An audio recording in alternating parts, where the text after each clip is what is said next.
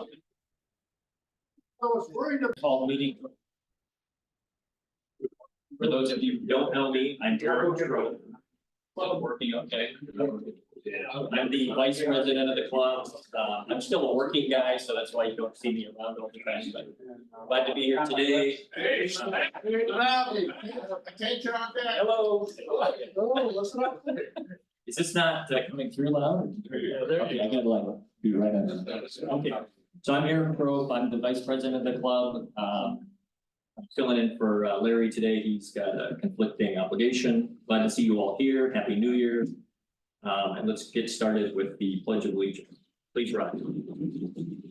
I pledge allegiance to the flag of the United States of America and to the republic for which it stands, one nation, under God, indivisible, with liberty and justice for all. Please be seated.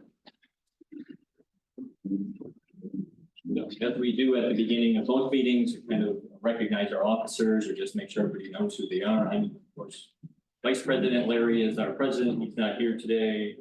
Gordon Barron is our treasurer. We've got Bruce Schwartz, sorry. He's over here, our secretary. We have Steve Morris, who handles membership and tech matters. We have some at-large members, Dan Cook over here, Tom Shambo, Dick Tew, and let's see. Dennis the donut man. Bob Waveland is. So if anybody ever wants to play a role, be an at-large member, we're always interested in having more folks participate, so you can let any of the officers know about that. At this time, I'm gonna, actually, Gordon needs to take off early, so I'm gonna get out of order here and have Gordon step up and do the treasurer's report at this moment.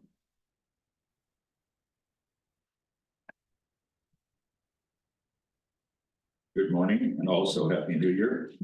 Let me start by saying, did anybody drop a Safeway card this morning? Like, if you had one all cracked up and stuff in their pockets, let us know. All right, this is the treasurer's report ending December 31st. We started with a balance of $3,700.70. I made a deposit of $47 from the CAN last week. Also, Tim Walter donated $500 for the sale of a home. This is my plug. Anybody here who is thinking about selling, you know, it comes right back to here. We are 100% pass-through obligation. I also made a deposit of $810.68. This is kind of convoluted. It's all from PayPal, and it was deposited over a period of time. Part of it is from the last barbecue. Part of it is from Rusty Spurs ticket sales, early ones. And also, Tom Shambo went over to Chili's and paid $50. Manager, all in gift cards, so you know, any way we can get it, get it. That was a total of $2,121.36. For expenses, we had $149.90 that we paid for dues for Zoom membership or participation, whatever you want to call it. We also wrote a check for $500 to Boy Scout Troop 130, who were the young guys who came here on Veterans Day and did the flag presentation for us. $1,200 check we wrote to Honor Flight, and also a $1,000 check to disabled American veterans. All of the checks have cleared. Hard to believe, but they did. And also, I took $60 out in cash to fund the cash box for the ticket sales of the Rusty Spurs. So that's kind of hidden in there also. That left us with a closing balance of $2,148.48. Thank you, and Happy New Year. Thank you, Gordon. Next, I'm gonna call on Bob Whalen. Board, we have several fallen vets to recognize and remember.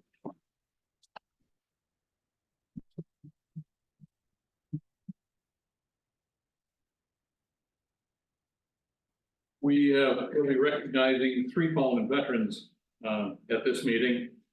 And the first one that I would like to recognize, oh, by the way, the process will be to recognize each one of these veterans with a bell ringing after each one.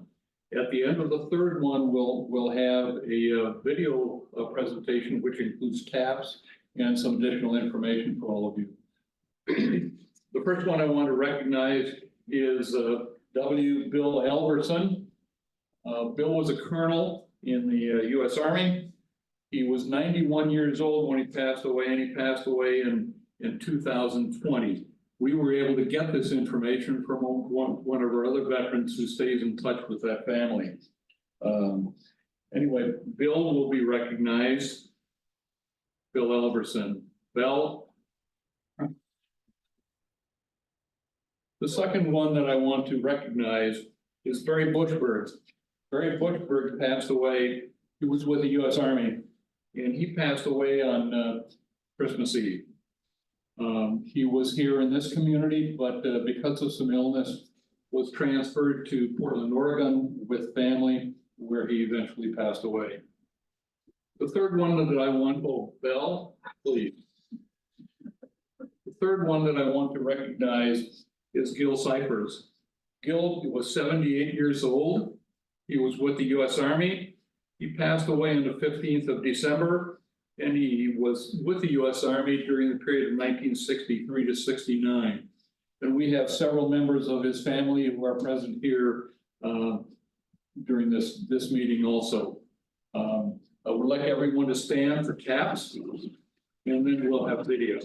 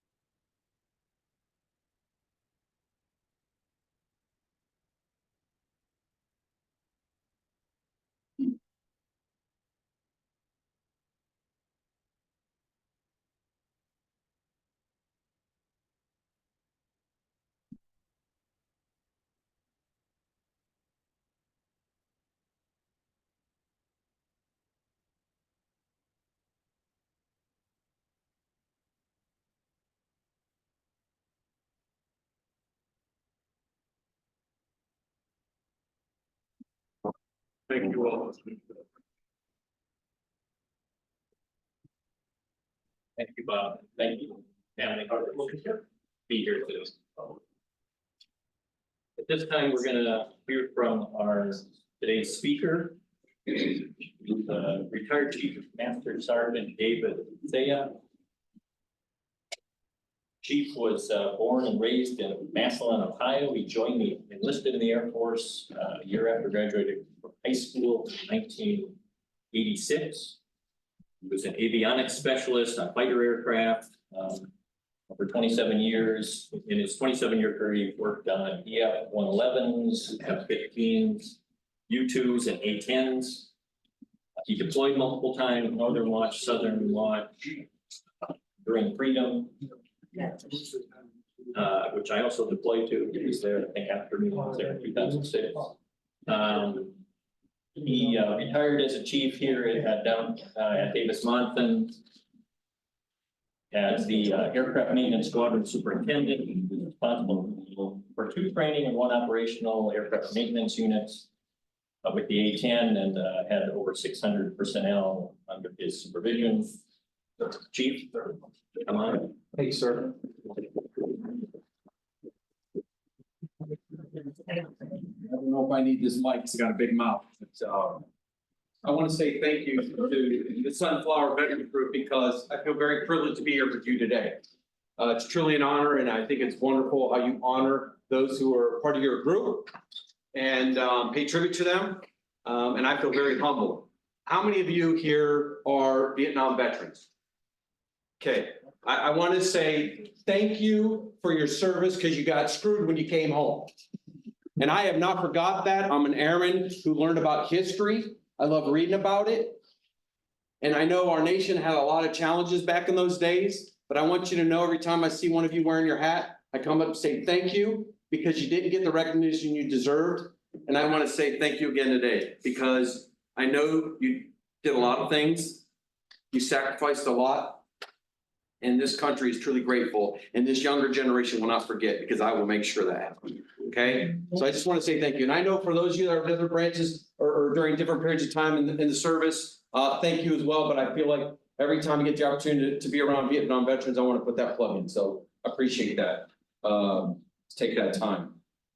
As Eric stated, you know, born and raised in Ohio, joined the Air Force because I followed my brother. I went to college for a year with electronics. I went to high school, actually, in a vocational program with electronics, and avionics just kind of fell in my lap. And in the beginning, I had some challenges because I wasn't always mechanically inclined, but I felt like I had a very blessed career, starting off with an airman with no stripes. I continued to go to college though my entire career. I never finished a degree, but I kept pursuing what classes would benefit me to be a better airman, to be a better person. I'm only a couple classes away from a bachelor's, but I think that the piece of paper wasn't important to me. I knew what my career path was. But I just want to share my experience with you because I think the reason why I was successful in my career was completely proportional to my family. My wife of 33 years, we just celebrated on the 29th of December. Okay, we had 2 kids and they sacrificed everything for me. I never once had to worry about the home because my wife was in charge. She was always commander-in-chief. No issue there. Still to this day. But I had a blessed foundation. I had blessed growing up. I had a great support network. But I dedicated my life to the service. I still do today. And I'm going to share some of those experiences with you. So off I go to Mountain Home, Idaho. I'm like, where the crap is Idaho? I'm from Ohio. Never heard of Idaho. So I go to school and, you know, basic training in San Antonio, then I end up in Lowry Air Force Base, Denver, and off I go to Idaho. And I got exposed to EF-111. It was a combat, it was all electronic countermeasures airplane. Let me tell you, that was a challenge. Why? Because when I walked in the door, there was at least 15 of us straight out of school. They said, hey, you 3 over here, the rest of you over there. And I'm like, what did I do? I'm part of the 3. What did I do wrong? Somehow they decided us 3 were going to only learn about the jamming system. So then didn't really learn about common nav, it was all about electronic countermeasures. But it was truly a great experience because I realized how powerful that airplane was. So then off I go to England, because I volunteered. When I found out I could go overseas, I want to see the world. And I did. I was very blessed. I saw the world. But when I got to England, I wasn't a big partier, guys. I just, that wasn't my thing. I had a camera and I found out where to find places to go on a bus or a train, or I'd hitch a ride with somebody, but I got to adventure in the country. And I got to embrace the history of where I traveled. So I want to back up one place. Do you believe that the Air Force sent me to Las Vegas for 6 weeks and gave me $1,200 cash in 1988? I thought they were freaking crazy. $1,200 cash. So when I get to England, got to see some great places, but you know what really started to humble me quickly as an American and how spoiled I was when I went to Incirlik Air Base, Turkey. And here I was, you know, spoiled, bloody American, didn't realize it at the time. When I watched an older gentleman, I guarantee he was in his 80s because it reminded me of my own grandfather, Siea, and he was shining shoes for a living. And I sat down and I had a great talk with that young man. I let him shine my boots, even though I didn't need them because you could always see yourself in my boots because that's how I was, my standards. But it really humbled me to realize how blessed we are, okay? We are truly a blessed nation. So I took that experience, came back to the States. I called it a prison sentence, even though I'm joking about this. I was sent to Cannon Air Force Base, New Mexico, still on F-111s, okay? But it was truly a blessed location because number one, I got married in 90. My wife came down to New Mexico. We had our first child in 92. And then I had the opportunity, because obviously I was a little perturbed. I didn't get to go down to Desert Shield, Desert Storm right away because our F-111s weren't really precision bombing. The F models were out there in England. So they said, hey, say, you guys sit on the side. I said, what the cheese and crackers, man? We're ready to rock and roll. That's what we trained for.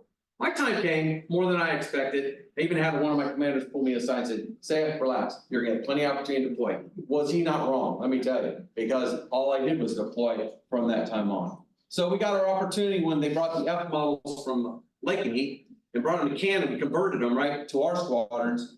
And next thing you know, we're on Operation Provide Comfort. And we're actually enforcing no-fly zone on the northern side of Iraq.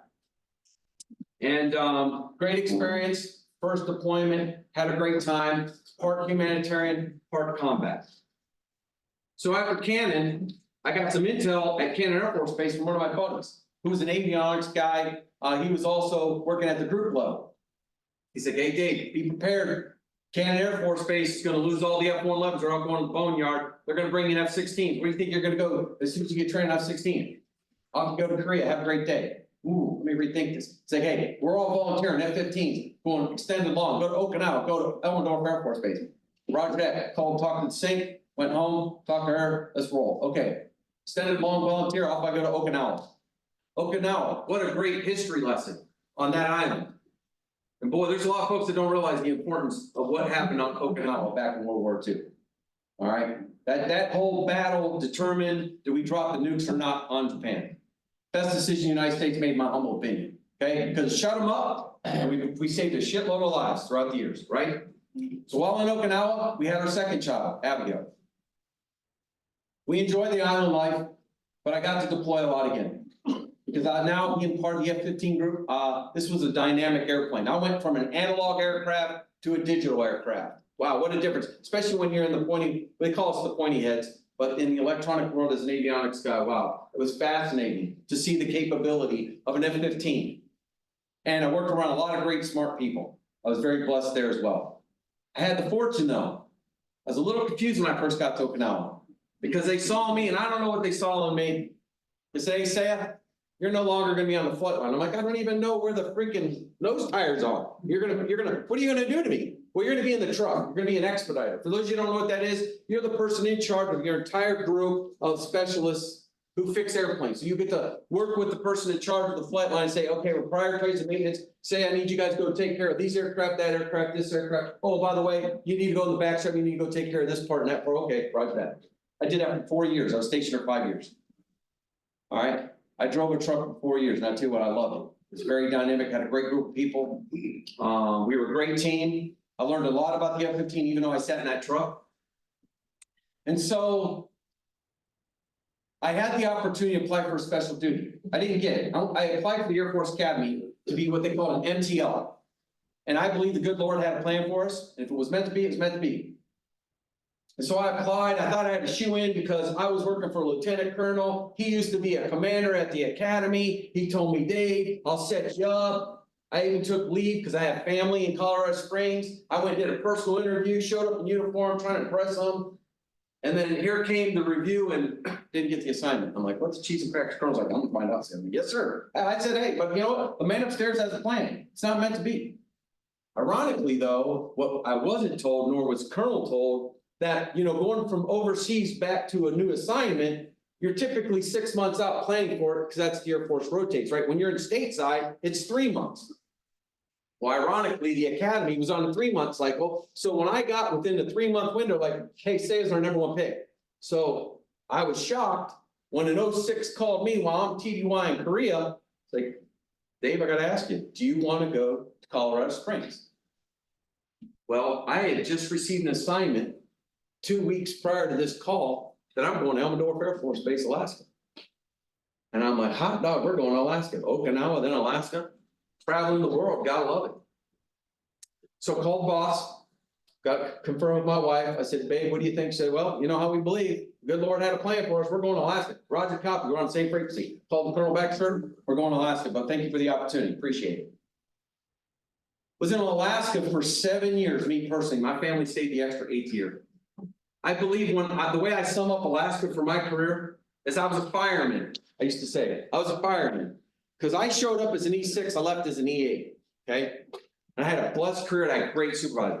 The reason why I call myself a fireman because my supervisor said, "Hey, Siea, we're going to put you over here." "Oh, okay, roger, copy." It's an F-15 unit, okay? I said, all right, roger that. So I started in, as a UDM, a deployment manager. And then the chief goes, hey, when you're done there, I'm gonna move you back to specialist flight. You're gonna be assistant section chief. You're gonna be in charge with another guy, of airmen in your specialty. Copy, roger. Oh, finished that about 7 months. Hey, I just got promoted to E7. Oh, you're moving down to be in charge of the crew chiefs. I'm not that guy specialist. You're gonna put me with a bunch of crew chiefs? I mean, I know their world. We make fun of each other, but I was like, okay, whatever you say, chief, I'm here for you. Whatever I gotta do. So I go down to work for the crew chiefs.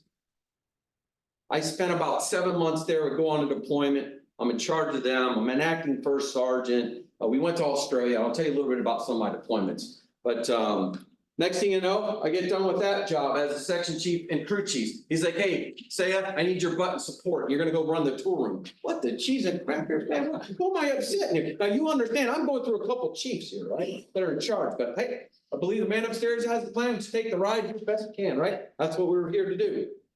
So I go to support. Next thing you know, new chief walks in. He's like, Siea, saw your records, looking, you're on track. I'm gonna move you up to production super, because if those of you in the aircraft world don't understand this, the way you get promoted typically is you have to get into production, which oversees all flight line maintenance. Well, I was asked to do that, so I became a midship superintendent. And yes, I had to go out in the freezing cold, inspect all the airplanes, sign off all the aircraft forms, so the pilots were ready to rock and roll when they walked in the morning to go fly. Well, again, what happens? My chief pulled me aside. He's like, all right, Siea, I need you to understand. We set you up for E8, so you better take this test serious to get promoted to E8. And I'm like, yes, sir, chief, whatever you say. I was like, well, I'm gonna study anyhow. I don't blow that crap off, because that's a blessing if I can make the rank, because guess what? The sink at home gets more money. So it's a win-win for me, right? Sure enough, my career, and I truly mean this sincerely, I was very blessed because I made E8 and I made E9 my first time out the door. And that took because of a lot of great people that supported me through my career. So when I made E8, my chief, God bless him, sat me down and said, all right, Siea, you understand you've been screwing off in Okinawa for 5 years. You came over here for 7 years, and you know your time's about ready to end up. What do you think you're gonna do? And I'm like, well, talk to me, chief, mentor me.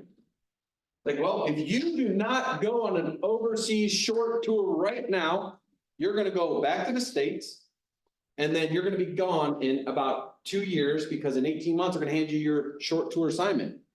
And you're gonna go wherever they tell you to go. But if you get the opportunity now to volunteer, you might get a pretty decent assignment. Went back home, talked to the sink, because we had our church family, we had the kids in a school system, right? We had our neighborhood, we had our family and friends, plus we had a scouting community my kids were involved in. So talked to the sink, we all agreed. So I volunteered, ended up going to Korea. Went to Korea for a year. That was a tough one, but that's when I was exposed to the U-2 airplane and saw what ISR is, intelligence, surveillance, and reconnaissance. Boy, that really opened up my eyes. Let me tell you, wow, they got some crazy crap upstairs, let me tell you. Yeah, you and I, there's no privacy, so just let that go. But no, it's truly a blessed experience, because we work with civilians and we work with these maintainers, and I felt bad for the maintainers. There I am walking in as a brand new E8, okay? And I was told, because this was kind of the old school organization in Korea with the U-2s, and we were one of the only units organized this way where we had sortie generation and sortie support. Those days were back when we were under a fighter squadron. The Air Force organized that we had maintenance and we had our own organizational structure. This was an old school type setup. So I got over there, I said, okay, I'm the Jeep E8, got it, no worries. You get sortie support. So I saw supply, I saw the inspection section. I had pretty much every peanut butter and jelly organization under the moon, except for the true maintenance side. But I learned a lot. I had some great leadership there. When I was getting ready to leave Korea, my follow-on assignment was North Carolina, Seymour Johnson. Seymour Johnson to me was the pinnacle of my career. One, I made chief shortly after I arrived there. But I felt it was the pinnacle of my career because I was blessed with all my training, all the mentoring, all the leadership that I've had throughout my career and success. I had the privilege of taking 182 airmen, 18 aircraft, and we were gone for 7 months in Afghanistan. Now, some people thought I'd be crazy to think that way. But I felt here it is at the end of my career, getting to have that privilege to go to a combat environment and actually execute what we've been training for our whole lives. We were very successful. Everyone came home. That was #1 priority. Everyone came home. And boy, did you get humbled quickly. Is the first time in my career I did a journal of every day of my Air Force time in a combat deployment. We had 14 rocket attacks, and if that didn't wake you, whoo, doggy, it sure made you think twice, okay? Because you didn't know where those suckers were gonna end up at, and every day's a blessing. Every day I wake up today, and I tell all these people that I work with, every day's a great day. I think a lot of you can relate to that too, right? You know, we woke up, a great day. But Afghanistan taught me a lot too, because I'd had different exposures throughout my career at different deployments to where you get to see the big picture, right? I saw it in training in Las Vegas, because in Las Vegas at Nellis Air Force Base is some of the greatest training our air crew get to see, whether it's ground pounders or in the air, everybody comes together. And then you take that downrange and you see the ground pounders working with Army, Special Forces, SEALs, all your command and control. It's just amazing how we put together and can be successful, because we took out a lot of bad guys, we got rid of a lot of bad weapons, and I had the privilege of watching all this stuff in the intel video. But I will tell you, that was the most privileged I've ever been in my career, and I was truly grateful, because we did a lot of great work. Now, when I was finished in Afghanistan and on my way back to North Carolina, I called the Chiefs group, because we had our own special assignments group. And I talked to the boss and I said, okay, babe, we're at the end of our, we're looking at towards the latter part of our career. Where do we want to end up at to retire? Well, my wife's from Colorado Springs, so we were always close to our family as well. And I said, well, I love the outdoor or this environment down in Arizona. So when I talked to the Chiefs group, they said, well, there's 4 jobs in Luke and there's 3 in DM. Which one do you want? I'm like, well, I'll tell you what. Boss said we're going to Tucson. So next thing you know, here I am in Tucson. So we arrived in 2011. I retired in 2013. Some of the places though, and I want to just briefly go over my career, but I want to tell you some of the, I feel were true blessings for a kid growing up in Ohio. Didn't get a lot of exposure traveling. I mean, the most I ever traveled was, we went to Rehoboth Beach, Delaware as a kid, went to Florida a few times, and we traveled throughout Ohio visiting family. That's about as far as I went when I was living in Ohio as a kid. But I went to Singapore, I went to Thailand, okay? My famous places that I love, I went to Iceland, I went to Incirlik, oh, that was awesome. Then I got to go to Australia. Holy crap, that was a gig, let me tell you. Because we spent 3 weeks in Darwin, Australia. And I learned a lot about military history while I was here, because we found some cool, unique, historic bomb sites to where they hid up there. And the Aussies were amazing. Obviously, they drink beer for water, but we had a great time. Wonderful people, wonderful human beings. But I also had the privilege, Turkey, been to Saudi Arabia 4 times.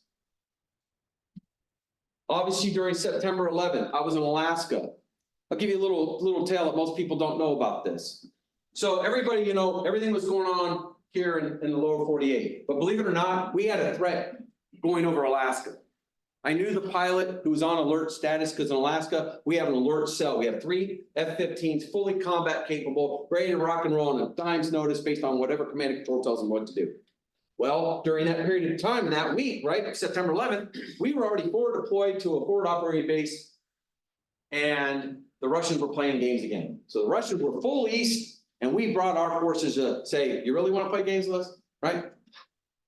And as soon as September 11th and attacks took off, the Russians packed up and said, Siea. Well, we already had 6 F-15Es or F-15C models, fully loaded, live munitions, ready to rock and roll. Well, they got the call that they had an airliner not identifying itself, and it was coming out of Korea. They had no idea if this was a bad guy or a good guy, and they weren't squawking.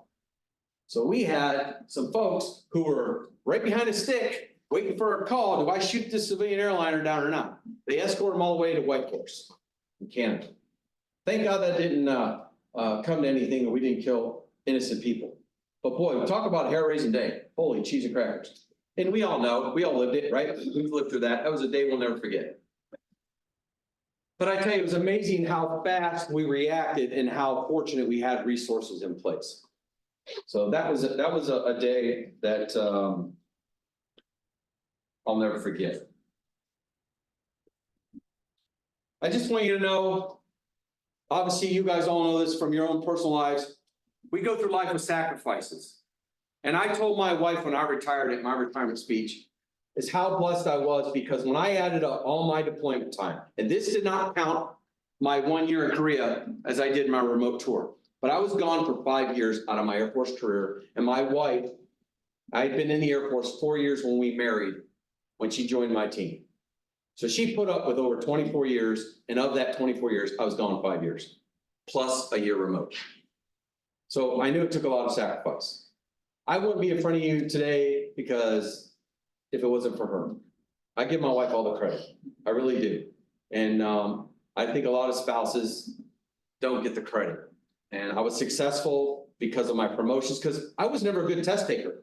When I had to study for every promotion, E5, 6, 7, 8, and 9, I went to the library and I studied 12-hour shifts with no interference with the kids. I was there when the library opened and I left when it closed. And I think they all thought I was crazy, but that's how I dived into the books, to make sure I was prepared, and it paid off. And today we're very blessed to have the retirement, but a career, and I feel like an education that you could never get in a classroom, of traveling the world, meeting different cultures and people, because we're all the same, right? That's the one thing I did take away from everything. No matter where you're at in this world, we're all the same. Just because we speak differently, we're all the same. We all have feelings. We all want love. We all want peace. Nobody wants to kill anyone. But you gotta buy these bad actors that want to keep us employed, right? How am I doing on time? About ready to wrap up? Okay, fair enough. I want to tell you, I would never trade anything that I've done in my life to this point. Not a day. You know, like I said, kid growing up in Ohio, I worked hard as a living. I had my rear end beat as well as a child, so that was a good start in life, right? I was held accountable as a kid. And so when I joined the service, I followed my brother's footsteps because it looked like the right thing to do. Plus, he was in Alaska. He showed me pictures of these ladies he was with. I'm like, holy crap, these are beautiful women. I mean, man, I need to go to Alaska. One day I would, but I was married. That was a good thing. But no, it was a journey that I wish on anyone to have the opportunity, because it's what you do with it, right? It's what we all do with what we're presented. And today, I feel very privileged that I've met one of your members here, because it's part of the reason why I'm here today. And when I met Mr. Tom Shambo at a Marana Chamber of Commerce meeting, I'm like, man, I listen to this guy. The Veterans Cemetery in Marana. I heard about that, but I don't know much about it. Next thing you know, I'm talking to him. Next thing you know, I'm over there and joining their team. And next thing you know, he's telling me, hey, I think you need to be the chairman, Dave. And I'm like, chairman, slow down, man. I got a full-time job. Hey. But no, I feel very privileged that I was elected as the new chairman for the Arizona Veterans Memorial Cemetery Marana Foundation. I feel that's my next chapter of my life. I am dedicated to veterans. I will do anything that I can do for any of you. And I feel like that's my next mission. I feel I'm indebted to all of you who paved the way for me. If there's anything I can do for you now, please let me know. I mean that sincerely. I'm very dedicated, because when I already have my plans for my future. I plan to retire out of this trucking company that I've been with since, I've been 9 years now in it. I'm going 3 more years. I retire in 2026. My boss thought I was crazy when I gave him a 4-year notice. Say, hey, no surprises out of Dave. 4 years, I'm rolling. What are you gonna do? I'm gonna go support my veteran brothers and sisters. That's the future, because they need a break who are doing it now, and we're the future. And I gotta get all those folks that I know off their keisters and get out there and keep supporting you guys, because you need a break. In closing, I just want to say thank you for this opportunity. I look forward to getting to know you all better if I can. And if there's anything I can do, let me know. And if you need anything about the cemetery, let me know as well. We'll give Mr. Shambo a break. But thank you for today. I appreciate it. I wish you all a blessed new year with great health, because that's the most important part for all of us, right? And again, thank you very much for having me today. Appreciate it. I've got a question for you. Yes, sir. You're giving us all a new message here, and that is that Tom Shambo is God's messenger. I don't know about that, sir. But he plays a part. We all got a part, right? We all have a part. Yes, sir. Anybody do have any questions for me? Anything? Oh, blue? No? Don't wear the uniform next time? I would hate to not see you wear the uniform. Yes, sir. Bought it. Hey, hey, I'm proud of it. Hey, I do want to, I just want to do this. You just heard him talk about the incoming chairman. When I took over as chairman 5 years ago, I didn't have a gavel. So Tuesday, January 8th or 9th, whatever date that is. He takes over as the new chairman, and I want to present him with a chairman's gavel for the Arizona Veterans Memorial Cemetery.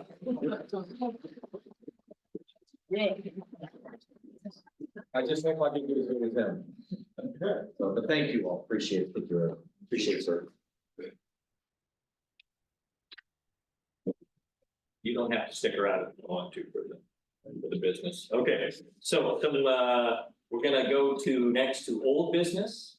Bruce is gonna tell us about the upcoming Rusted Spurs event.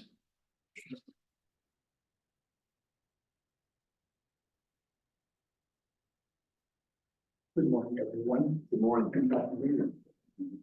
Thank you to the speaker.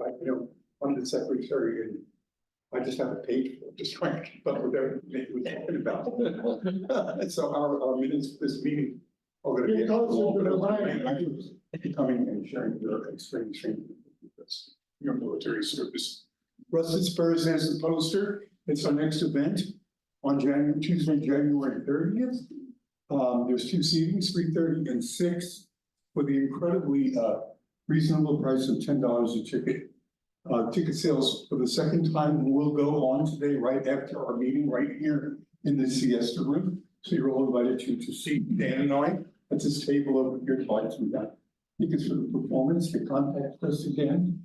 Our very own from Sunflower. One of them did move away, and we're bringing them back so they can perform for us.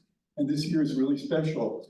I'm 77 years old, and I marvel these guys are in my age bracket, and they just won the country western, the International Country Country Western Music Association's award for the best country swing album. And it's like, wow, how do they do that? So come join us and help us celebrate them, and also help us carry the message of this club. And all those donations that we last name go to foundations that support veterans and disabled veterans throughout Southern Arizona. So see us after the meeting at the table and buy a ticket. Thank you. Yes, sir. Can I just add to that if I could? I'm the guy on the poster over there. And I hope some of you saw the concert last year. If you didn't, talk to Dan. He was all about the concert last year. And yes, 2 things have happened to us. One was the winning of the Western Swing Album of the Year this year. Incredible honor. We were shocked. Great for Sunflower. And the other one is this concert this year. You need to tell your friends to come. We have a world-class fiddler coming to join us. He recorded with us here in Tucson for our 2 CDs. And he probably was a big reason we won that award. And he's with us. He's a young fellow, but he's just a savant. He's a genius on the fiddle. And you're going to hear a real great concert. So I hope you tell your friends. Last year, the first seating, Dan, was full. It was sold out. The second seating, there were a few seats left. There were some seats left. So let's fill up the second seating.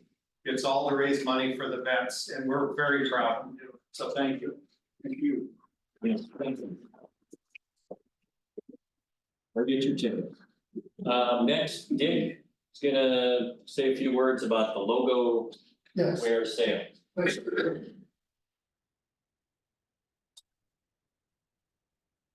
We're kind of reevaluating the veterans' participation in the embroidered shirts, hats, and jackets type thing. It's kind of petered out partly because of the people doing the work are getting kind of old, so we need some new volunteers. On Sunday, the 14th and Sunday, the 21st, we're going to be selling shirts, hats, and jackets, and I have some order sheets here if some of you want to order something now.